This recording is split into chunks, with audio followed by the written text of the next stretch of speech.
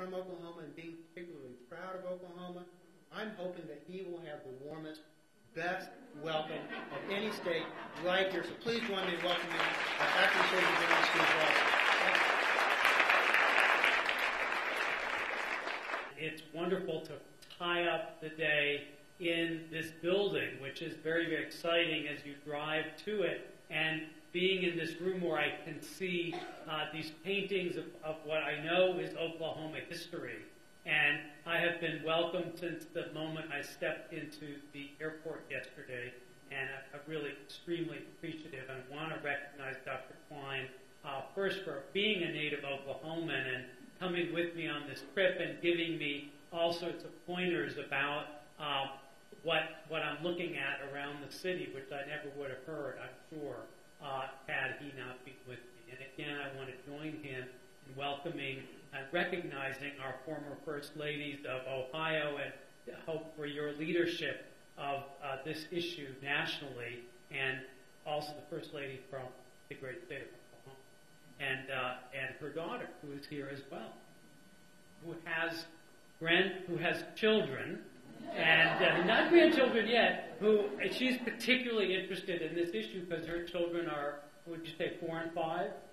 3 and 5, and she's going to be dealing with this issue as they grow up. So like a lot of the parents, grandparents, any family members here, this is an issue, underage drinking, that really touches all of us. It touches every child and every parent in the country. And I just want to make a few points to you this evening. You've already had a great introduction on this. The first major point I want to make is that this is a pervasive problem with serious health and safety consequences for our nation's youth.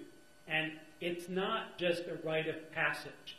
It's a public health problem that causes deaths, disabilities, family disruption, and it's not a normal part of growing up. So we have got to talk about the problem of underage drinking in that context if we're going to make a change.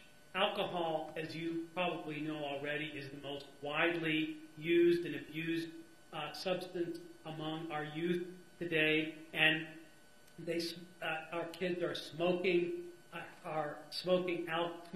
cigarettes less, using marijuana less than they are alcohol. A lot of people don't realize that. They think about marijuana, they think about cigarettes, they think, oh, there must be much more prevalent, but it's actually alcohol. The issue here is that we're just not talking about it. And part of me being here and part of this whole leadership team working on this issue is that we need to change that. National survey in 2006 found that the current rate of alcohol use in 12-17, think about that age group, was almost 17%.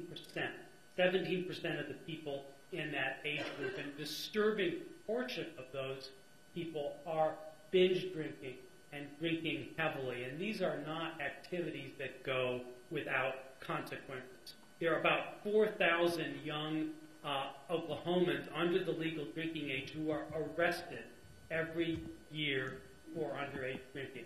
As you know, drinking under the age of 21 in most types of alcohol and in circumstances that happen every single day is illegal. And this is a serious problem for the kids and for the family members who get arrested. It's really something that we have to start talking about more.